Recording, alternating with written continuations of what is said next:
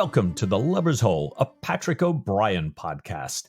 As always, you're with Mike and Ian as we reread our favorite canon of books, the Aubrey Maturin Patrick O'Brien canon. Ian, can you catch us up with where we were last week and where we're headed this week? Mike, with pleasure. So, last time, Jack had sunk one French heavy frigate and helped another to turn and join the Allies with the benefit of a face-saving mock battle in the Adriatic. Stephen and Jacob had recruited the Carbonari to burn Bonapartist shipyards along the Adriatic coast. There was Muslim gold heading for Algiers, and Jack was tasked to intercept it, or Stephen had the task of convincing the Dey not to transport it in the first place. So that's where we were last week. Here's where we're up to this week. We're going to get some Shakespeare. Shakespeare on the subject of death. Yeah, that one as well. We're going to get a strong blow. We're going to get more jeopardy for young Daniel and stories about his life. And meanwhile, Jack's showing birds to Stephen. Who would have thought it would be that way around? There's an unredeemed Killick. We have Algiers. We have lions and tigers and bears. No, actually not bears, but we have lions and tigers. And Mike, there's a new day in town. A new day in town. Oh, I love that. Good. Thanks, Ian. This is great. Well, we ended last chapter with the surprise at Darasso, and now we turn the page and she's leaving, and 7 shipyards, are burning all around her. And 2 days later, we're told the wind falters, and everyone who knows the area predicts an imminent levanter. So a big blow coming here. Well, Jack takes his usual precautions. O'Brien writes, preventer stays, rolling tackles, the taking in of topgallants, the rigging of storm jibs and staysails, and the bowsing of the guns so taut up against the sides that their carriages squeak, all except for the brass bow chaser that fired the evening gun. It's like, this is one of the chorus lines of the O'Brien stories, right? It's great.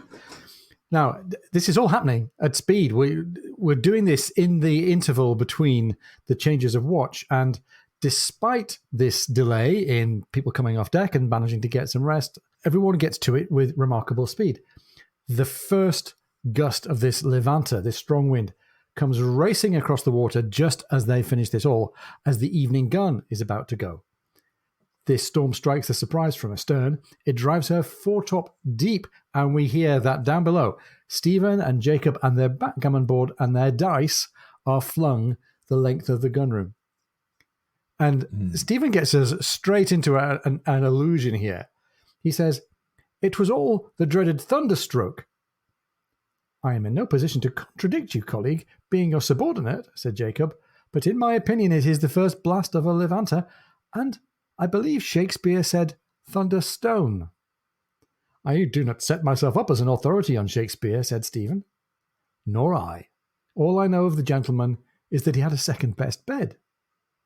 "I was aware that being gammoned twice running had vexed you," this is Stephen to Jacob, "but to this degree, I wonder that competitive games have survived so long. Such intense resentment do they breed.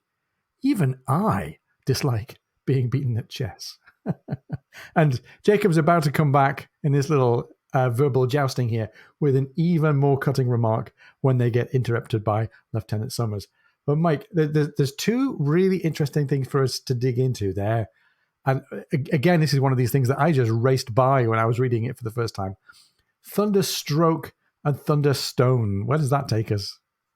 Well, it is a great Easter egg, Ian, as you say, and actually a bit of an ominous one here, especially given, I don't know whether I would call it, O'Brien's focus on or theme of death in this book so far. But Jacob is right. It is the dreaded thunderstone. O'Brien's pointing to Shakespeare's play Cymbeline and the song Fear No More of the Heat of the Sun. It's Act 4, Scene 2. And this is a dirge. This is a funeral song being sung over the bodies of Cloten and Fidel. And Fidel is actually the play's heroine, Imogene. Oh, this is spoiler alert. If you're thinking about reading that play, you want to avoid spoilers. Yeah, Fidel is actually a boy that's dead, but it's really the girl who's the hero, and she's actually just drugged, not really dead. I know. Shakespeare's typical never used Shakespeare this motif plot. before. Right. As we get O'Brien playing some of the greatest hits, I think Shakespeare playing a little bit of greatest hits here too. But Right. the critics say that this poem, this short poem, or dirge, funeral dirge, being sung here, is, that the point is that you no longer need to fear the hardships of life when you're dead. But I would also say, and some other critics agree, that it really emphasizes that death comes for everyone, and I would say for everything. That there's not a little, there's not a lot of differentiation. So the thunderstone reference comes from the third stanza, which will give you a little bit of a feel for this thing. It says, "Fear no more the lightning flash, nor the all-dreaded thunderstone. Fear not slander, censure rash. Thou hast finished joy and moan. All lovers young, all lovers must consign to thee and come to dust." So don't worry about all these things that you're fearing, right? We're all, coming to death, consigning ourselves and becoming dust. Wow. And so, and especially, with Stephen, with Diana, all lovers, all the, and the whole, this is the tone of this, all the stanzas of this poem. And then there is one other little Easter egg. It's Jacob's comment about Shakespeare, that he had a second best bed. And I kind of scratched my head on that one. And then I quickly realized, oh, wait. We're back to Shakespeare's will. In Shakespeare's will, he left his second best bed to his wife. And people have interpreted that in many different ways. In today's thinking, we would think, wait, he didn't give her his best bed? Is that a snub? But the Shakespeare Birthplace Trust explains that the second best bed was likely the actual marriage bed. The first bed in a home at that time was typically on the first floor. It's meant to be a very gaudy, show-offy thing in which guests sleep, and it transfers across generations with the inheritance of the house rather than going to the spouse. Huh. Fascinating.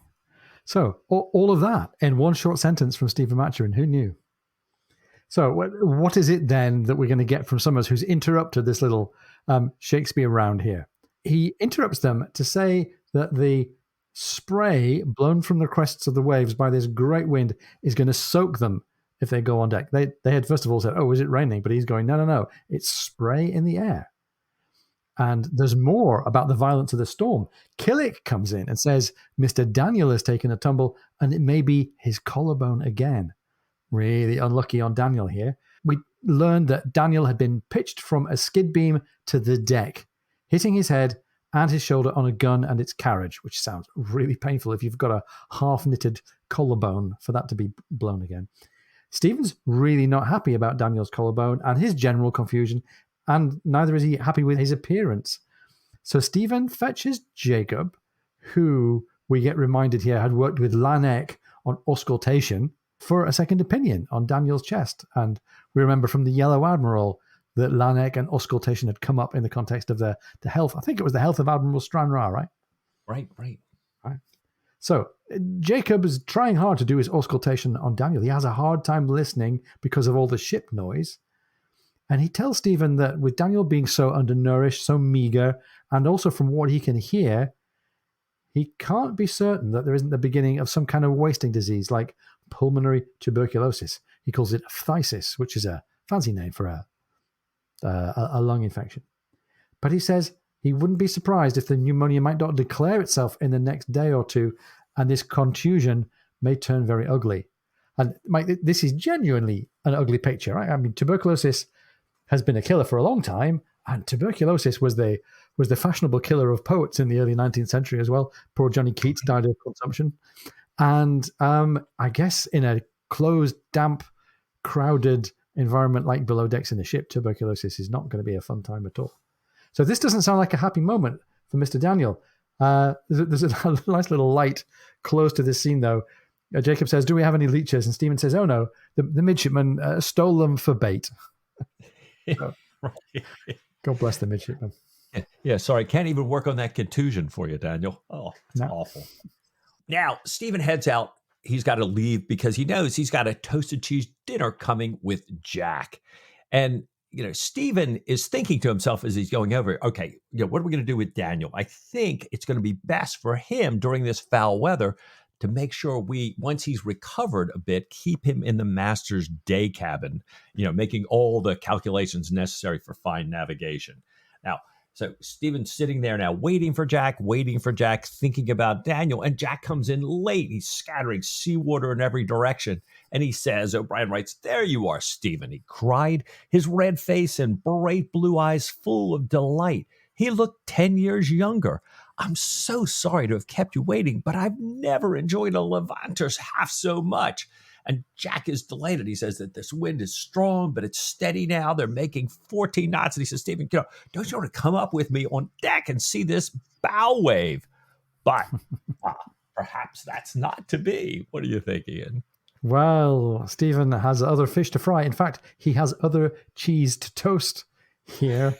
And we get a little toasted cheese scene. Again, it's a scene that's very familiar to us. We get the little description of the serving of the toasted cheese in the silver toasted cheese serving thingy. And it's entirely what you'd expect. But there's something else on the table as well. And here's the description. "By your leave, sir," said Killick, in an obscurely injured or offended tone. "Whittles is up." He walked in, stone cold sober, as steady as a rock, bearing his elaborate toasted cheese affair, with its spirit lamps turning blue, and followed by his equally grave and sober mate Grimble, bearing a decanter of Romane Conti.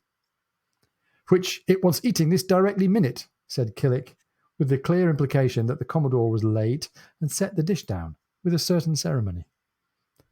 And apart from being brilliant classic Killick character writing here, there's a little signal of something that I suspect we're going to come back to in the chapter. This wine they're drinking, Romane Conti, I had to look it up because I've never drunk it. It's a very famous and very rare Burgundy, described as being one of the most sought after and expensive wines in the world. And when you dig into it, it's not that it was, an everyday tipple in Regency times and is now rare. It's been rare and precious for centuries. In 1780, the Archbishop of Paris declared it to be velvet and satin in bottles.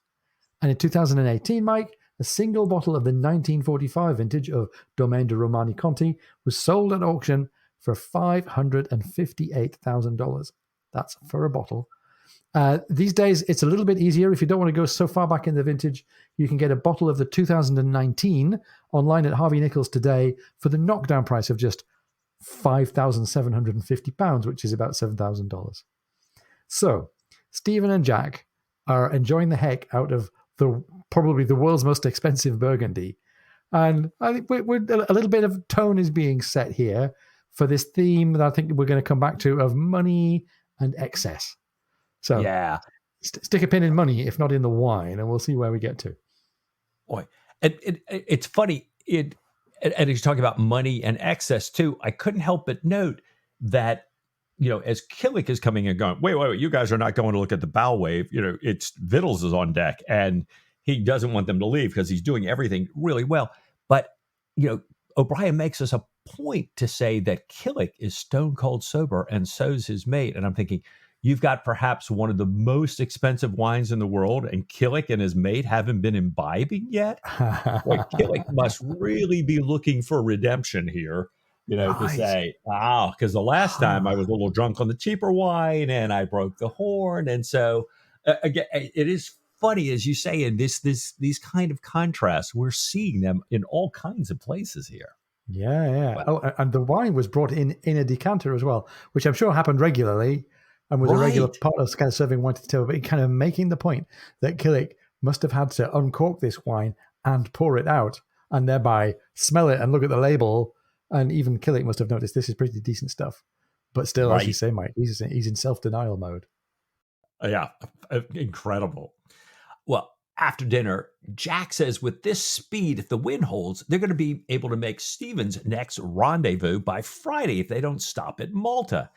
And Stephen says, well, Jack, aren't you worried about the impervious horrors of a lee shore traveling this fast? And Jack says, no, Stephen, we're already in the Ionian. There isn't a lee shore for 100 sea miles. And Stephen asks, well, now that you've mentioned it, what's the difference between a sea and a land mile? And Jack says, oh, nothing much, except the sea mile is rather longer and very, very, very much wetter. Lord, what a wag I am, he says, wiping his eyes when he had his laugh out. I thought, oh, I needed an old Jack joke here. This is well done. Oh, it's good stuff. And we head along now, and they're sitting just off of Pantelleria. This is an island right in the south of the Mediterranean, past Sicily. And Stephen realizes now that it doesn't matter if the messengers with the gold have gone past or not. Their job is to get to the Dey and dissuade the Dey, D-E-Y, that's him, to dissuade the Dey from shipping it once he gets it. And Jack had told him that nothing could have left Algiers with this storm wind, even if the Dey had it, which is unlikely, since the Huario, the ship that involved in transporting the gold, unlike a Zebek, would probably not have survived this tempest. But the Huario could have taken refuge in Pantelleria Harbour, and I think they decided they'd rather know than not know. So Stephen, in his rather complicated scheme, sends Jacob along with the purser who's going ashore for supplies and has them ask around to find out if a Durazzo Huario is there or has passed by. And Stephen, with great solicitude, asks Jacob, have you got any problems stepping down into the boat? Which is code for, I'm really glad it's you stepping down into the boat, not me. And Jacob says, no one can say his spirit is affected by 6-foot waves. So chew on that, Stephen Maturin. Right. So the scheme plays out, and Jacob reports that there's no word on a Huario having been there or having passed by. And the captain of the port in Pantelleria says he doubts such craft would have survived the blow. So he's agreeing with Jack Aubrey's assessment. And he predicts that no one's going to be going by because for the next 3 days, because it's after a Levanta, he thinks there's going to be no wind. And like so many wise local forecasts made of experience, this one's completely accurate. On the other hand, Jacob's forecast about Daniel was not. I'm like, I hardly noticed this, but there's a nice little rise of optimism for Daniel. We'd heard, Daniel the young guy, Daniel the midshipman, Daniel held in the affections of Stephen, Daniel with an increasingly interesting backstory, getting injured and getting sick with an infection. Made me think, where is this going to be headed? But It looks like he's on the mend, at least for now. His thorax, we learn, no longer made the ugly noises that had concerned everybody. The collarbone was going to take a long time to knit, and I know from experience that can be a thing. And they agree that Daniel must be supervised so that he doesn't go up on deck, try to get up into the top whilst he should be healing. And also so that Daniel doesn't get bored being alone in the sick berth. So here we have the Operation Keep Daniel Happy. Right. Well, and it works really well. The Commodore, the officers, the midshipmen are all visiting Daniel often enough to prevent extreme tedium. And when they're not there, Stephen spends a great deal of time with him. Being around Stephen so much, Daniel starts to lose his shyness of the doctor. And, Daniel always checks with Stephen about the birds that he's seen, asking them about him.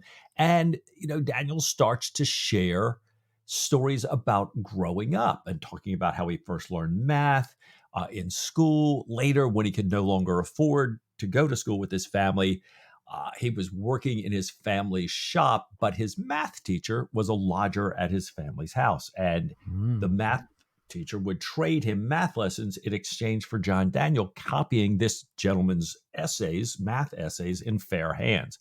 Sadly, the man died, and Daniel continued to learn math on his own. He tried reading all the math teacher's books, some of which were beyond him.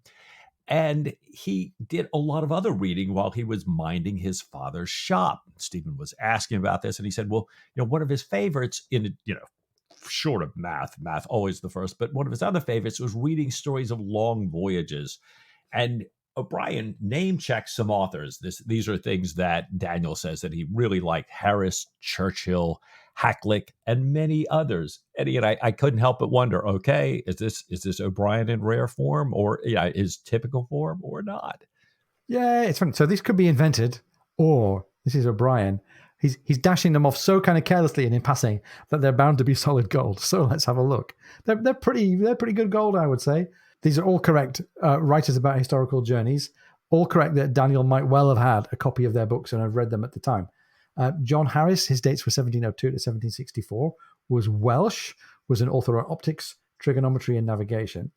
And he had published a revised version of an earlier navigational volume by another Harris, dated earlier on.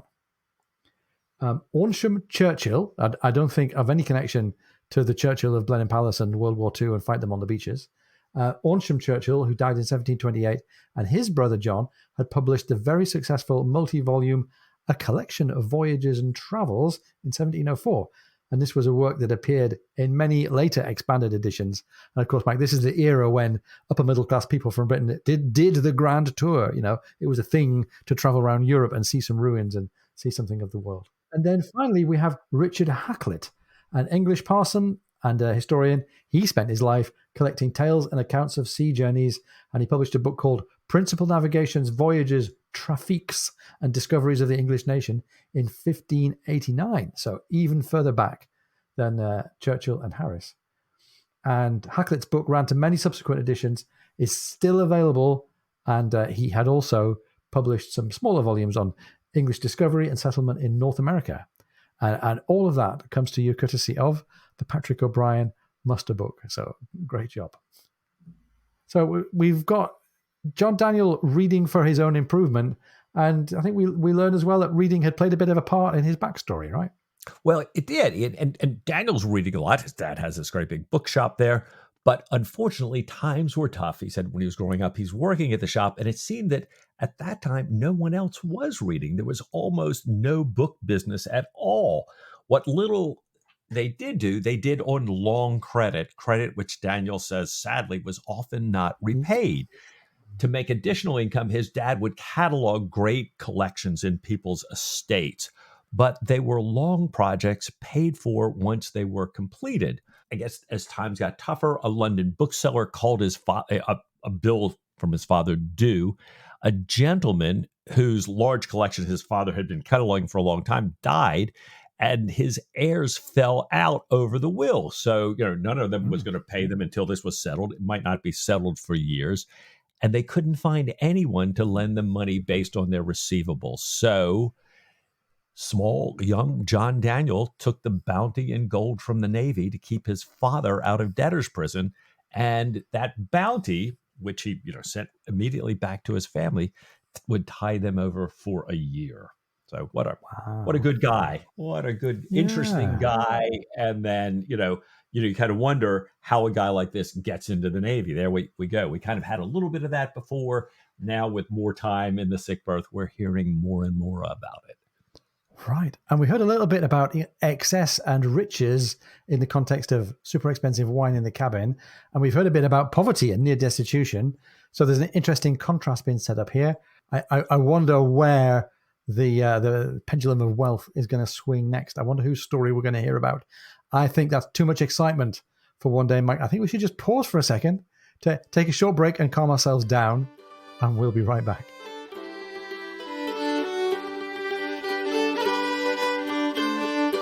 If you're enjoying the podcast, please come and join our supporters on Patreon. Go to patreon.com/LoversHole.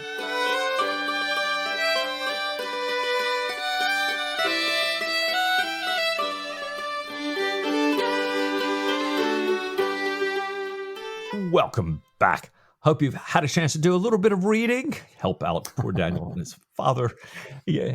Well, when we return, Stephen is called away to assist Dr. Jacob, who's trying to contend with Captain Hobden. Remember our Marine captain here, who has been reportedly fallen down in a fit. And Stephen quickly realizes that Jacob has never seen a case of alcoholic coma so common among the officers. And Stephen's thinking to himself that, he doesn't realize that unlike the hands, who cannot bring alcohol aboard, the officers can bring as much as they want onto the ship, and they often do. And this is often the result. He's thinking, of course, Jacob doesn't know this. His practice was primarily among, and I loved how O'Brien wrote this, among Jews who drank very little and Muslims who, at least in theory, drink nothing at all.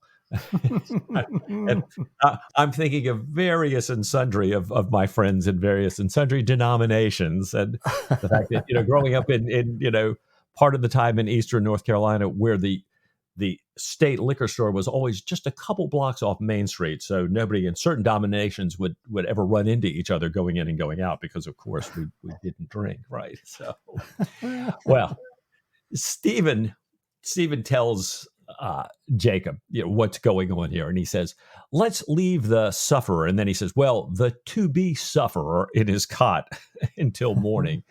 So it's like he's not suffering now, but he will be. He will be. And Ian, you were mentioning this kind of difference here, and who's going to show up next? Here we go. Here's to Daniel's poverty. We have the Marine captain who can just indulge himself into an alcoholic coma.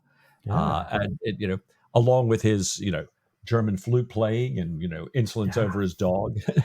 all the signifiers of a character we are meant to not like. And we find it very easy to not like him. So that's good. Now, we go back to Daniel. And as Paul is bandaging him, she notices something about the injury on his shoulder. And she calls Stephen over. Stephen asks her for a lancet and some fine pincers. And he draws out a splinter of bone. And this is obviously one of the things that's been causing this irritation, been causing the delay in this bone healing. And Stephen says, this is now going to allow you a quick and painless healing. Stephen asks Daniel, continuing the conversation in a light tone, I suppose, if the beauty and fascination that he sees with numbers applies in the same way to the pleasure of music. Hopefully, I think. And hopes are not to be realized here, because Daniel says he's heard so little music that he can't answer. However, he says he has had a splinter of bone come out of him before. And he tells the story of what happened when he was 16, serving on a sloop called the Rattler, chasing a French privateer that had taken 2 West Indiamen. They chased her, he says, with everything they had until their main top gallant carried away and they lost her. And meanwhile, another English ship, the Dolphin, caught the chase the next morning. She was worth £120,000. If the Rattler had caught her, Daniel's 1.5 shares as a seaman would have given him £1,768 in prize money. And he didn't learn about any of this until the worst of his wound was healed, his head was being shaved, and, to come back to the point of the story, he was having this other splinter of bone drawn out through his scalp. He says that he thought he would have run mad if he'd heard earlier on about the loss of this prize money. Ever since, he says, he's been haunted by this sum of £768.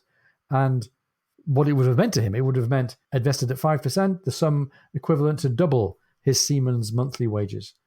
It would have given him a quiet life at home, maybe some time to read and go into mathematics.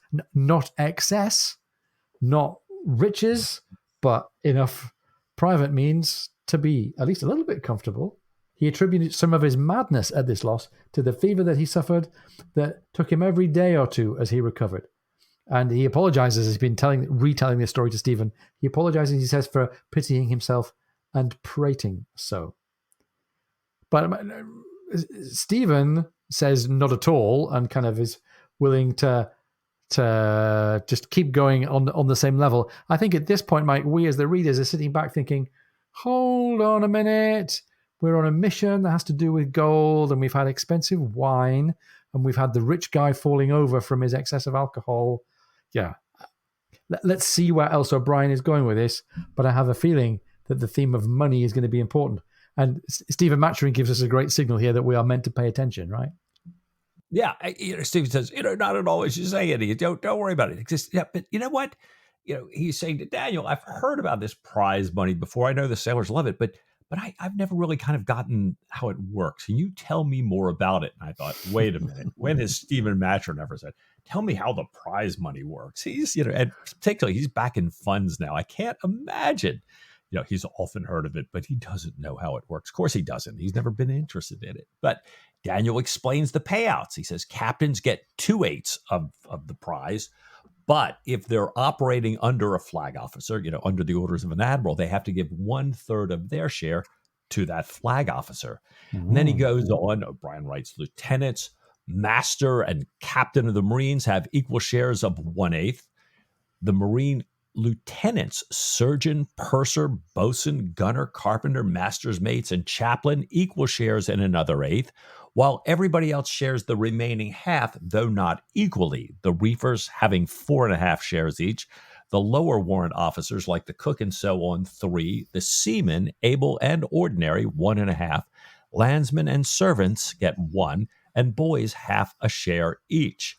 And, I was thinking, well, this boy, we had a little bit of this accounting before. I'm not sure we ever had it quite down to this level of detail, and thought, like usual, perhaps we should stick a pin in this. I'm sure O'Brien is not rattling this off just to show us that he knows. No, he's really not. And I think he's making, symbolic and metaphorical points and allusions galore here. So hang on a second. Let's look for our O'Brien signifiers. We've had food. We've had this pursuit of gold, which is important all the way through the chapter. We've had things that are connected to death. What's the other big signifier that we get? Animals and birds.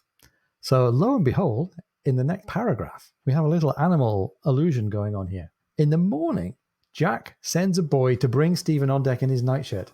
And as they're approaching the Bay of Algiers, Jack points out to Stephen a flock of snowy white egrets, and with one absurdly black glossy ibis flying along in the first group. And first of all, we love the fact that it's Jack pointing birds out to Stephen and not the other way around. But we get this nice little story of how these flocks of birds are organized. He says, this ibis is flying along in the first group, continually uttering a discontented cry, something between a croak and a quack, which sounds a bit like Stephen Maturin to me. From time to time, it darted across the path of the leading birds with a louder shriek. Stephen had the impression that this ibis was extremely indignant at the egret's conduct, and indeed so late a migration, well on in the month of May, was unusual, unwise, against all established custom. Yet the beautiful white birds would not attend, and presently the ibis left them with a final screech and hurried as fast as it could to the farther group, which might, perhaps, listen to his advice. Mike, what do you think is going on here? Do you spot any patterns or similarities here? Well, it's interesting, as you say, Ian. I mean, birds, yes, we'd see birds all the time, but Jack showing birds to Stephen, it's got to be O'Brien saying, pay attention here. And you can't help but scratch your head saying, is this like the praying mantis scene from days old? Yeah. Is this like the rhinoceros exercising on the deck? Is this going to signal or signify something in the larger story? Well, let's stick a pin in it and see if anything pays off. Also, always an invitation to our listeners as the story continues to roll out. If you see anything that you say, wait a minute, I think this relates back to this set of birds, with the one bird trying to get them to do something different here. This, the one absurdly black bird with the snowy white egret. Well, we get to debate it and meditate on it a lot. The crew don't, unfortunately. Stephen never learns of what happens with this ibis. Jack takes him over to the starboard bow to see something else remarkable. 100 sail of ships, a great convoy of merchantmen, and we learn that these are British and Dutch and Scandinavian and American ships, that there are 2 corvettes and also the sloop that Jack had sent to protect them. And even further off were some long, low-built corsairs. These are the enemy waiting for their opportunity. Jack takes Stephen to see the sun lighting up the sea all the way to the African shore and the Bay of Algiers, the first light on the mountains behind the town, and the Kasbah, the palace of the day. Stephen is really impressed with this, and he'd like to be better acquainted with the area. And of course, we remember that up in the Adriatic, Stephen seemed very, very at home in the coastline around Split, but he seems not to be so at home here. So I think he's going to be leaning on his friend, Dr. Jacob. Yeah. Well, Jack, too, is going to lean on Dr. Jacob, because Jacob, as we know, knows the language. Yeah. Jack says soon he's going to send Dr. Jacob in town to meet with the British consul to be sure that if the surprise salutes the castle will return the salute. So we've seen this many times before. And Stephen says, well, I'd like to go with Jacob, if you don't mind. I need to deliver a special note into the consul's own hands myself. And he says, if you don't mind too, Jack, I'd like to take the Ringle in for greater stateliness. Because Stephen, as we know, and as he reminds Jack, is preparing to meet with the Dey. He says he'll take a ship's boy with him and send the ship's boys back to let Jack know about the salute. But he needs to get in there along with Jacob. Yeah.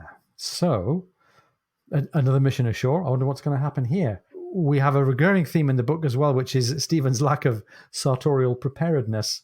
Killick had made a bit of an error here. He had assumed that the doctors were going on board the Ringle to see old friends and therefore hadn't commented, nor less intervened, on the state of Stephen's rusty old black coat, his breeches unbuttoned at the knee, nor his crumpled neckcloth spotted with blood from a recent shaving.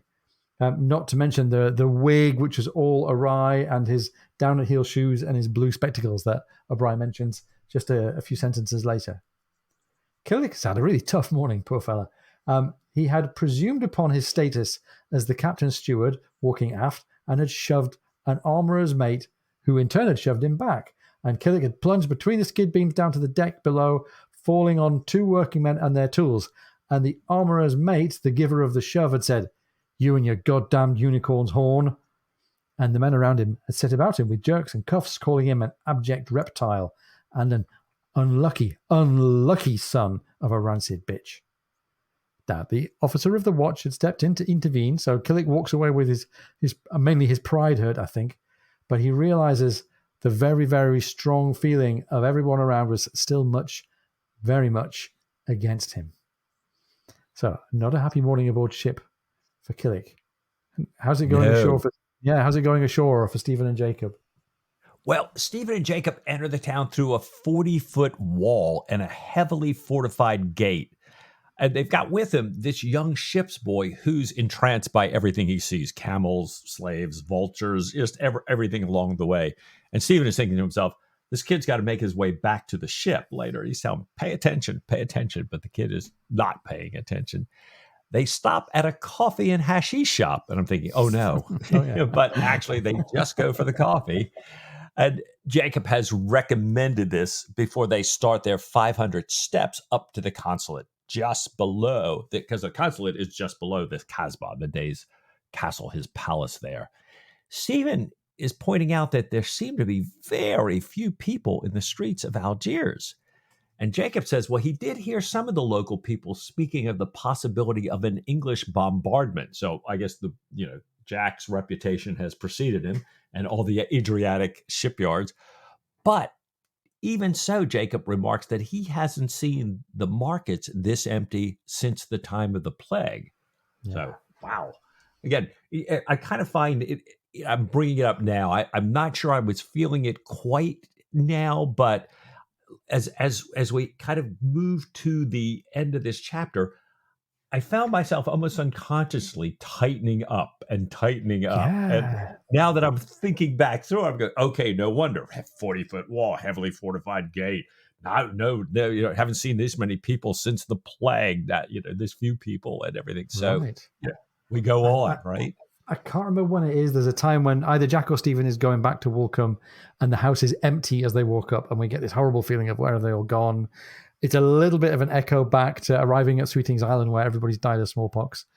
Really clever. Very subtle, a little bit of extra tension. He's playing with us, really. But who knows where this is going to end up. Good news, it's going to end up with an incompetent, entitled civil servant. There's a young man sitting at the front desk of the consulate with his feet on the desk. He asks, who the devil are you and what do you want? And Stephen introduces himself with a formal tone. He says, I'm the ship surgeon of HMS Surprise. I have a letter and a verbal message for the consul alone. And the young man tries to blow him off and says, you can't see the consul. Give me the letter and the message. And Stephen says the letter is from the ministry and must be delivered directly into the consul's hands, and the message itself is equally private.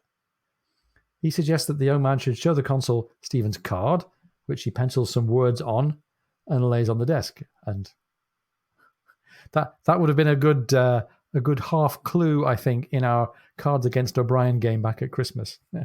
Stephen writes on the back of his business card, ... Anyhow, he hands over this card.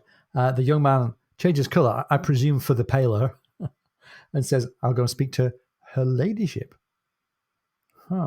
So her ladyship, Julie, comes in. She welcomes Dr. Maturin, saying that he'll not remember her, but Stephen does, in fact, remember her, and tells her what she was wearing. Oh, yeah. What she was wearing when he had last seen Lady Clifford, when her husband was part of Governor Wood's staff in Sierra Leone. Mike, we were wondering how long it might get to be before Stephen's mind gets cast back to the Woodses and Sierra Leone, and here it is. This lady was part of the same social circle in Sierra Leone. She says her husband here is in bed with the hip gout, suffering cruelly. And Stephen introduces Dr. Jacob and says, well, my colleague here is an expert with sciatica. Maybe we can help. I'm like, this is not the first time, and I guess neither is it the last, that Stephen goes in and exchanges words about the intelligence situation under the cover of giving a medical consult. Right. It's always been a great cover. Well, the consul is indeed in bed and apologizes for receiving them there. And he reads Stephen's message from the ministry and tells them that he needs to bring them up to speed. There's a new situation in Algiers and asks if they've heard the news. Stephen says they have not. But he says, but first, before you tell us, the captain really wants to know if he fires a salute to the castle, will it be returned? And can I then send that message immediately with a servant, one of your servants, to get the ship's boy back to the boat with the answer so the Commodore can come into the harbor? Consul says, absolutely, it'll be returned, especially given the way the Commodore has been playing Old Harry in the Adriatic.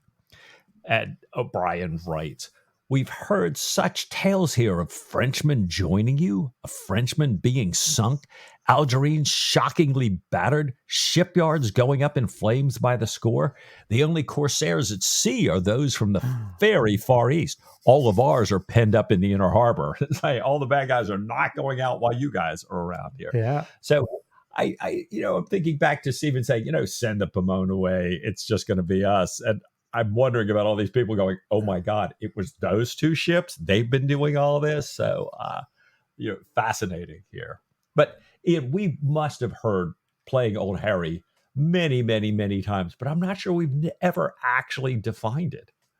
It's funny. It's one of those phrases that I can't remember why I sort of know it and sort of recognize it. But as a Brit, playing Old Harry means playing the devil, if you like. Playing war, some people might say, causing trouble. And it's interesting to look into exactly what it does mean. Playing Old Harry means to ruin something or to cause serious damage. Old Harry is a nickname for the devil used in Northern England since the 18th century.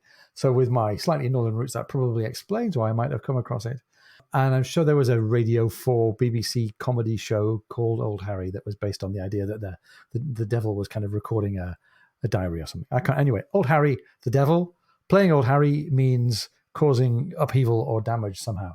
And clearly that's a fair description of what the Commodore's been up to, at least in the Adriatic so far. So we get to go back to the current situation. The consul lays out how it is here on the African coast of the Mediterranean. The Dey had been strangled by the Janissaries, that's the palace guard, and their leader Omar Pasha, who in turn was elected as the new Dey. And the consul had hardly known the Pasha in the past, doesn't have the influence that he'd had with the former Dey. This Pasha's mother was a Turk, so he speaks Turkish and Arabic and some Greek, but is illiterate in all languages and has a reputation for a very strong character and for intelligence. Sounds a little bit like Mustafa Bey over in the Ionian mission. Let's see if the comparison holds up. He says the situation, meanwhile, for the Allies is unchanged. Up in the main continent of Europe, the Russians and the Austrians are still muddling along slowly, separated, and I love this nice little metaphor here, separated by great stretches of mountain, river, and bog, and a strong mutual distrust. Nice. Well written. Well, Stephen says, I've got to meet the Dey. And the council says, well, I cannot arrange a meeting with the Dey, especially because right now he's off hunting the lion in the Atlas Mountains. And his vizier, who doesn't like lion hunting, is going to be found in the nearest oasis of comfort close to wherever the Dey is. And Stephen finds it kind of surprising and imprudent that a usurper to the Dey's office would leave his capital wide open to enemies and rivals weeks after winning power. Consul says, well, Omar Pasha, this new day, was brought up with the Janissaries. So he was raised as part of the palace guard. He knows them through and through. And he ran the Janissaries' intelligence service before becoming their leader. So he's worked in intelligence for years as well. The council thinks he's gone into the mountains in order to allow his informants, who are everywhere, to watch all those enemies and rivals come out of the woodwork here while he's gone, and suggests that he'll probably return to the capital silently and take off a score of ambitious heads. So it's a trap, he says. It's a trap. And so I think I'm still thinking, yeah, I can feel, for some reason, everything seems to be going well, but I'm getting just a little bit tighter as I'm reading through this here. So this guy Omar presents some difficulties in making an approach because he won't read letters and documents and dispatches. He's going to be a tricky guy to get to know. So how about going the next rung down the ladder? So Stephen asks about the vizier, his kind of chief of staff. And the consul thinks that this vizier, who indeed had been the former chief of staff to Omar and his main support, was a very intelligent and literate man with high connections in Constantinople, which is at least still a little bit important. He speaks fluent French and has a wide acquaintance with the chief men in the Muslim states of Africa and the Levant. So pretty wide influence. So Stephen thinks this is our way forward. He and Dr. Jacob are going to go into the Atlas Mountains and at least meet with the vizier, who's going to be nearby to the Dey as he's doing his hunting.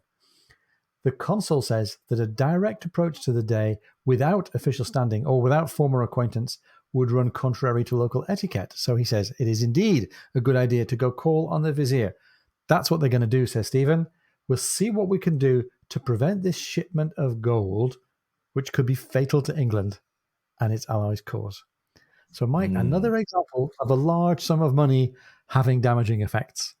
Yeah. Well, and it continues here. Stephen asks if the council thinks the vizier is corruptible.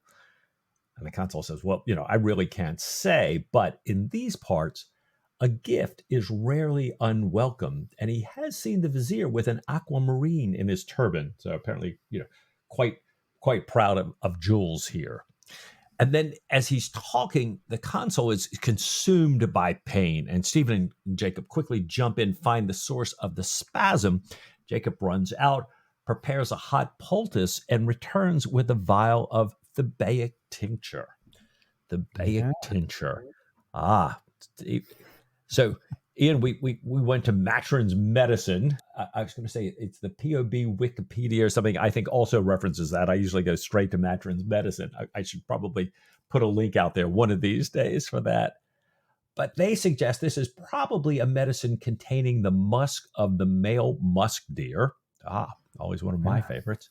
But it's used in India and the Far East as an antispasmodic, or it's possibly a tincture of theobine, a crystalline alkaloid extracted from opium, also called a paramorphine. Ooh. So I looked it up a little bit more too, and a number of people use this as another name for laudanum as well. So another derivative. And I thought, no, O'Brien would not distinguish, but he knows laudanum well. He would not be making this just laudanum. And Stephen would have said laudanum or everything. So some tincture here, but clearly we're in that realm here. Yeah, we are, because it has this remarkable effect on the consul. He can't believe how quickly his sciatic pain recedes. He calls his wife and gets her to call for some tea or some coffee for everyone to celebrate the fact that he's now pain-free for a while.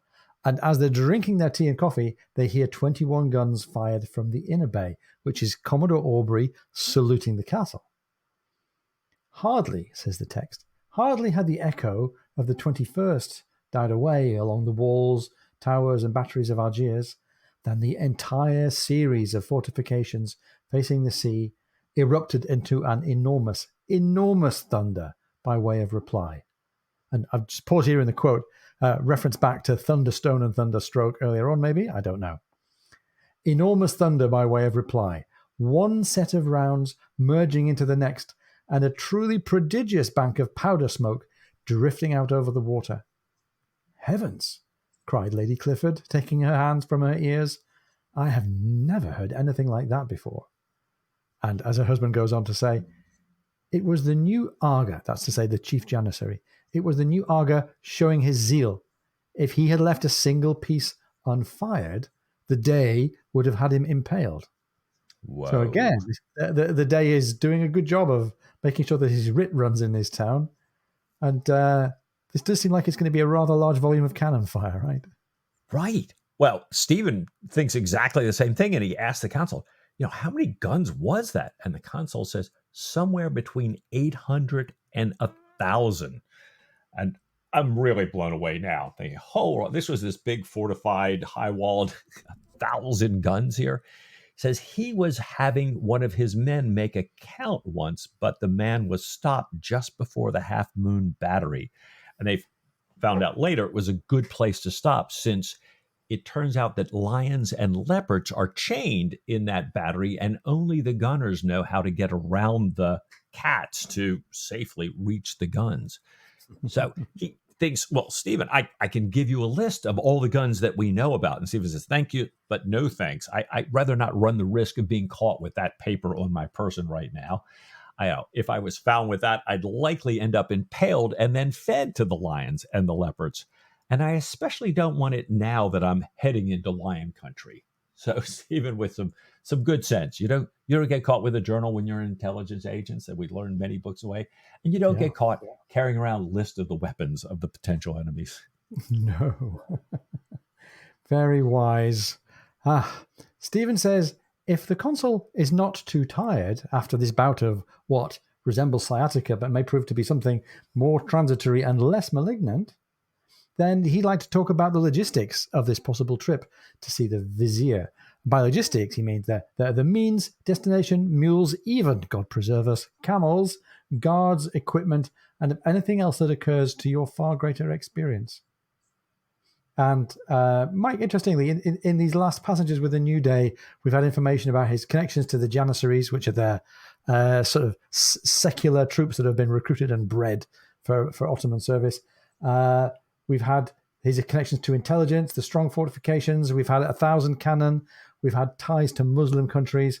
And on the other hand, we've got Surprise and Ringle and a few more squadron ships. And meanwhile, Stephen's talking about being impaled, fed to the lions and leopards, and is now heading into lion country, uninvited, carrying a bribe, and all in the context of a book so far that's been about death and the devil and the end of times, and Mr. Daniel's missed prize of a lifetime, and the lone dark bird, and the expensive wine. Aye. Right. Something's going on here. It really is. It's clever as well. It's subtle. It's not like at the in chapter 1, everybody's sitting around a fire telling stories of how people got disemboweled by the Turks. This is very, very clever, creeping chapter by chapter, just what kind of shadow of darkness might be hanging over our heroes here. Well, the consul says he's not too tired. He thanks him for their wonderful draft, their capital poultice, and the comforting words. He's hearing this diagnosis may not be as bad as he thought. But he notes that Stephen, in mentioning all the things that he wanted to talk about logistics-wise, did not mention a dragoman, an interpreter or a guide. And Stephen says, well, he doesn't need that because Dr. Jacob has spoken Arabic and Turkish from birth. And the consul tells Stephen he can draw the consulate for 1,000 pounds in gold if Stephen thinks it's safe to travel with so much gold. And here you go, Ian. Just as quickly as we were just talking about all this money and gold, it's like, boom, back again. So, yeah. Wow. Which is the theme of the chapter. And it's been laid out for us so clearly all the way through the chapter. We've got Daniel, like we said, bemoaning his loss of a fortune. We've got the cabin table graced by this incredibly expensive wine. We've got Stephen and Jacob plotting how to stop the transfer of huge sums of money. And we've talked, I think, a chapter or two ago about the Hand of Glory being worth its weight in guinea gold. And, O'Brien, at the very least, is taking this time in his life and this time in the canon to direct us towards thoughts of temptation and excess and privilege and avarice. What that means for his own thoughts and his own situation at the time, I can't really think. What do you think? Well, it's interesting. Here's a guy who has, for decades, I suspect, just gotten by on his publishing career and is now making $1 million a book contracts. Yeah. If memory serves me correctly. So Right. his world has got to be vastly different. And in the midst of all that excess, he loses the love of his life. So Yeah. in this modest, beautiful, loving city of Collier, which he loves so much, losing Mary with the millions and everything, I've got to, I can't help but think, what in the world goes on in your mind at an intersection like this in your life? Right. Yeah. And how much of what's around you do you doubt? And this does. Right. This is essentially it's a skeptical view, isn't it? You might even say a cynical view of money in excess. Huh. Well, how is our resident skeptic / cynic Stephen Maturin going to fare? He's going to look at a map. He's going to talk to the consulate's groom about horses and pack mules and likely camels even. He's going to discover that they don't need that many guards since the Dey and his escorts have just travelled that way. Jacob suggests then that the guards should be Turks, and the consul agrees, saying that most of his guards are Turks, and that one of them knew the Atlas Mountains intimately well. Stephen and Jacob are making sure that it's not the youth who had received them today. It's not the guy with his feet up on the table. No, it's definitely not him. He's the misbehaving, kicked out of school son of a late intimate friend to the consul whose family wants to get him some experience in the diplomatic world. Yeah, back to privilege and excess again. His mother, the mother of this guy, hopes that in the Muslim countries he won't be able to drink, and it sounds like she despairs of that possibility. No. So it's not him. The former secretary, of whom I was speaking, was a scholar as well as a hunter and a botanist. Would he come with us the least part of the way, do you think? He would certainly go with you in spirit, I am sure, but a huge wild boar that he had wounded so mangled and ploughed up his leg that it mortified and had to be cut off.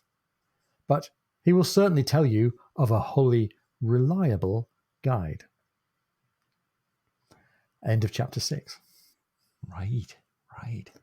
So where have we come to here, Mike? We're ending on the sound of a setting out on a journey into the wilderness, which is familiar for Stephen, but we've got there via this route peppered with quite kind of distracting and dark tones.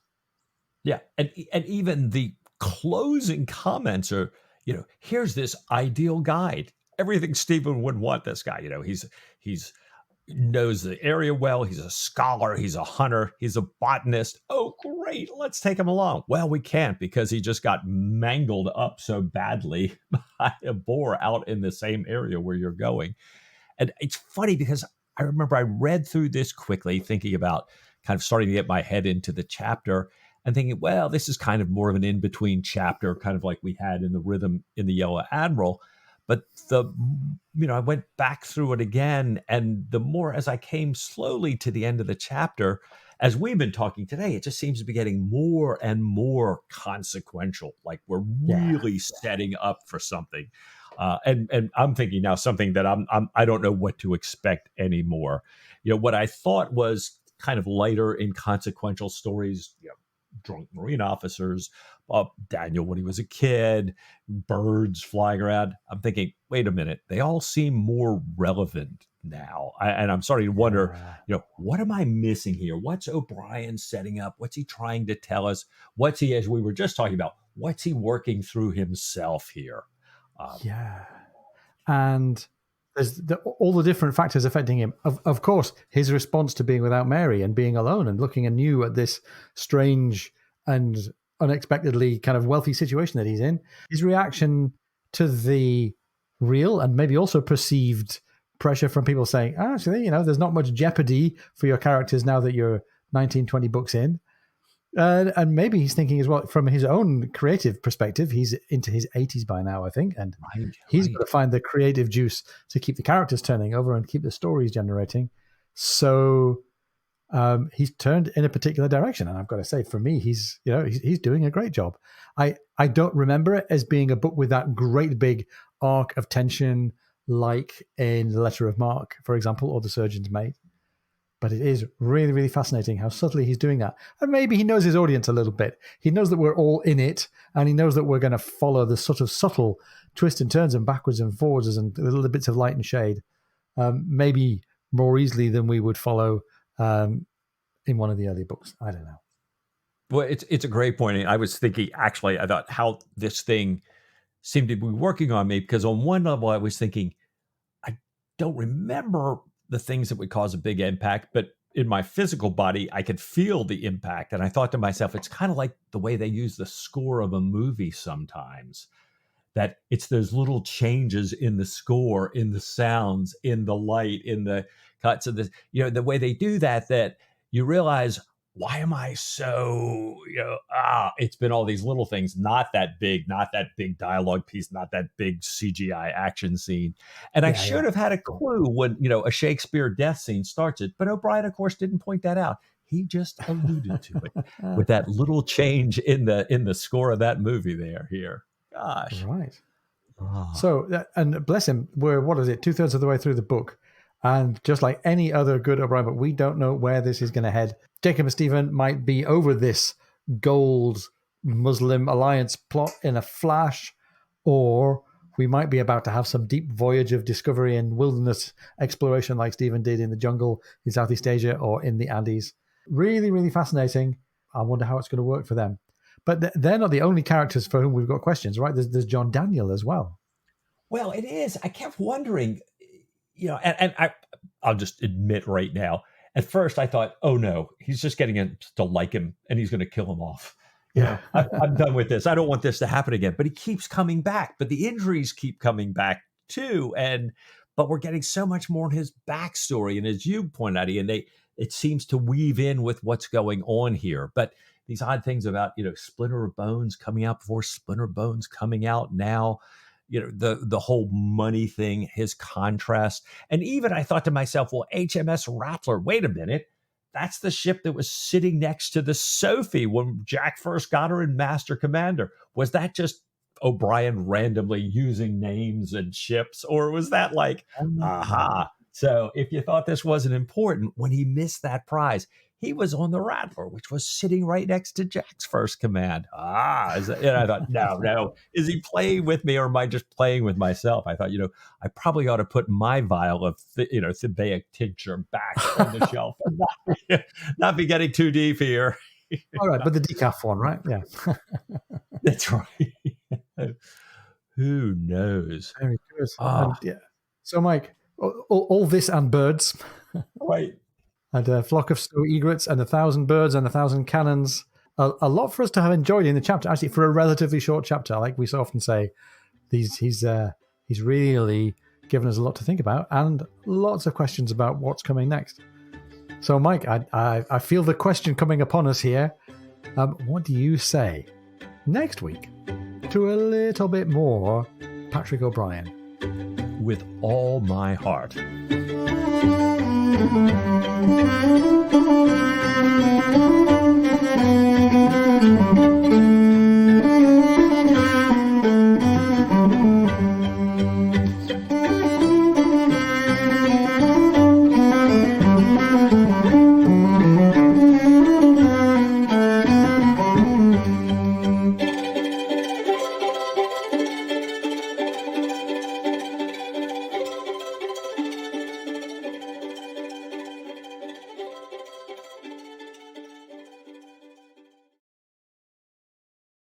Or theme of death in this book so far.